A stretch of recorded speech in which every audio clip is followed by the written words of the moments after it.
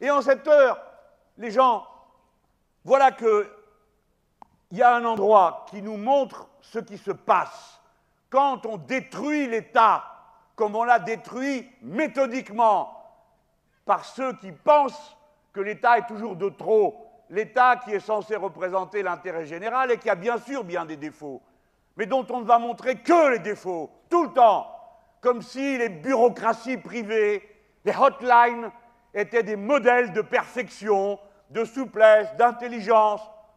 Les bureaucraties du privé sont aussi misérables que n'importe quelle autre bureaucratie quand elle se met à choufleuriser hors de tout contrôle.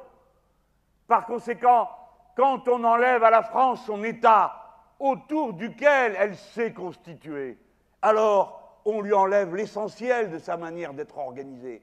D'autres peuples ont d'autres talents, mais nous avons celui-là. Au fil de notre histoire, nous l'avons construit.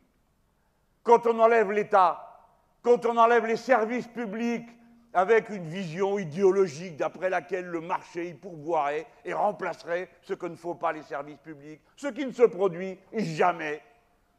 Car bien sûr, tout coûte plus cher une fois qu'on a privatisé. Et vous le savez si vous payez du gaz, et vous le savez si vous allez sur les autoroutes, et vous le savez, je ne vais pas faire la liste de tous les services publics qu'on vous a enlevés, jusqu'aux pages jaunes, jusqu'au service de renseignement du téléphone, qu'on était tous là les bras ballants, même ça ils l'ont vendu, oui, même ça. Et oui, même ça ils l'ont foutu par terre. Ça marche plus, c'est quand même pas compliqué de dire quel est le numéro de téléphone de quelqu'un, non? Eh bien ça, ils ne savent pas le faire. Mais ils ont mis 2 ou 3 ans pour s'en rendre compte, après avoir tout détruit. Eh bien, quand on enlève tout ça, c'est la société elle-même qui s'écroule. Et il se trouve qu'il y a des endroits où ça se voit plus qu'ailleurs. C'est les endroits où on était déjà en retard. Et comme on était en retard, l'effort qu'il y avait à faire, c'était pour rattraper le retard. Et au lieu de rattraper le retard, on s'est dit, ben, de toute façon, ils ont l'habitude qu'il leur manque à peu près de tout, on leur enlève encore un peu, ils ne verront pas.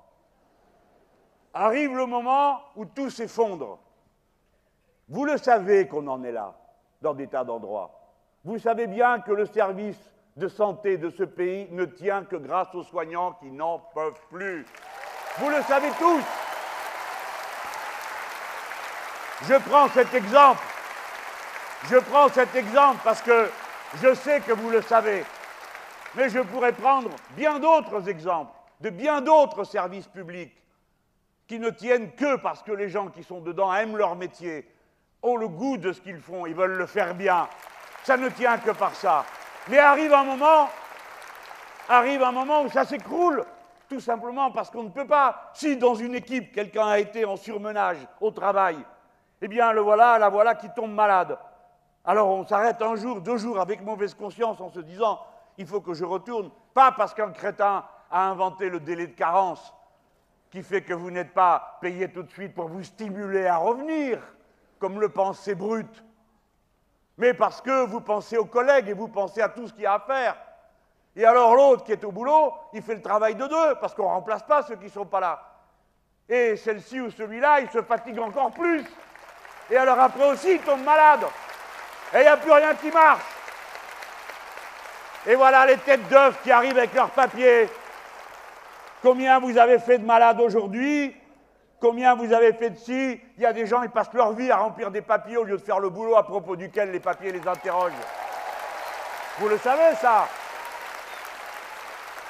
Alors, il y a un endroit où ça a fini par s'écrouler, et ça se passe en ce moment. Et je vais vous dire qu'on n'a pas à être glorieux parce qu'on a mis des jours et des jours à se mettre à en parler et à s'en rendre compte. C'est à la Guyane française à laquelle nous adressons un immense salut de solidarité.